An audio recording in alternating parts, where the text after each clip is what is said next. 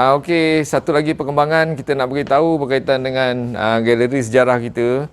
Seperti mana yang kita maklum, galeri sejarah kita ni dah agak apa orang panggil macam sudah macam abandon lah, sudah terlalu lama lah. Menyebabkan masalah anak-anak yang begitu kritikal. Jadi pihak sekolah kita lah sebenarnya dah ambil inisiatif, kita dah berbincang, dah minta pendapat, persetujuan, semua dah setuju, memang semua sekali setuju untuk kita baik pulih bilik ni kerana sudah terlalu lama terbiarlah anak-anak dan sebagainya. Jadi kita dah baik pulih, kita dah bersedia, maksudnya bilik sejarah tersebut kita dah kecilkan hanya satu bahagian kecil saja, bertindak sebagai jadi galeri sekolah. Akan jadi galeri sekolah, kita simpan dalam hazanah-hazanah sekolah ni dalam situ secara konsep minimalis lah maksudnya. Secara minimalis, dengan kaedah-kaedah semasa yang lebih terkini lah, macam menyimpan dari segi dalam bentuk soft copy, dalam bentuk album-album lah, supaya ruangnya tu tak begitu besar lah. Kalau tak, kita sekolah ni lagi 20 tahun, kita galeri 5-6 kelas pun tak cukup kalau kita nak letak dalam bentuk artifak-artifak, ecofact dan sebagainya.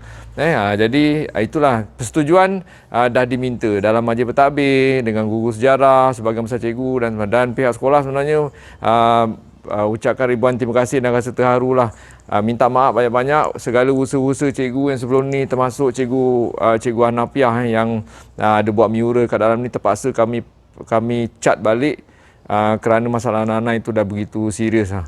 Jadi kita dah ambil inisiatif untuk bersihkan lah. Satu kerja yang sukar jugalah, memecah, menyisir, menyusun, dan barang-barang tersebut yang ada nilai-nilai sentimental value, ada nilai-nilai sejarah yang berharga, masih elok dalam simpanan kami, dan kami sudah taggingkan dalam satu tempat yang baiklah. Nanti satu masa kita akan keluarkan juga.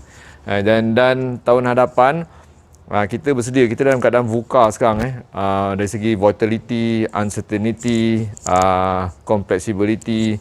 Jadi segala-galanya akan berubah dalam masa yang cepat. Jadi kalau tahun depan kita kelas tak cukup, kita ada setidak-tidaknya satu kelas standby untuk pelbagai aktiviti lah.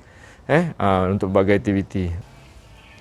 Baiklah, ini satu lagi perkembangan terbaru sekolah. Segala hasil-hasil serai itu dan tapak pertanian ni dah dibersihkan oleh pekerja, oleh pekerja pembersihan.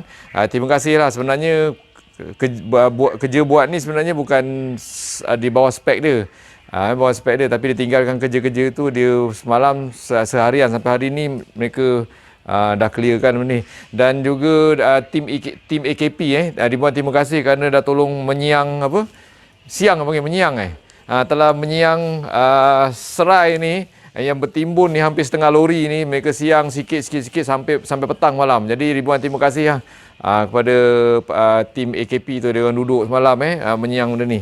Jadi inilah hasilnya ni, kita dah bersihkan. Kita dah bersihkan. Jadi tahun hadapan kita rasa tempat ni elok, memang sesuainya kita pulihkan balik tempat pertanian ni lah. Kita pulihkan balik pertanian ni. Jadi tempat ni pun saya rasa kalau nak buat kerja pun redup, redup, terlindung, sumber air pun dekat. Jadi tempat ni kita akan hidupkan, jadi harapan kita jadi pusat pertanian yang terbaik lah sebenarnya. Pasal kita ada kemudahan ni. Sayang kalau dia biarkan seperti itu. Kalau dimanfaatkan oleh bidang pertanian sekolah, sains pertanian dan sebagainya, saya rasa sangat elok lah. Jadi ini antara perkembangan terbaru yang kami nak sharekan sikit-sikit lah. Sekian, terima kasih.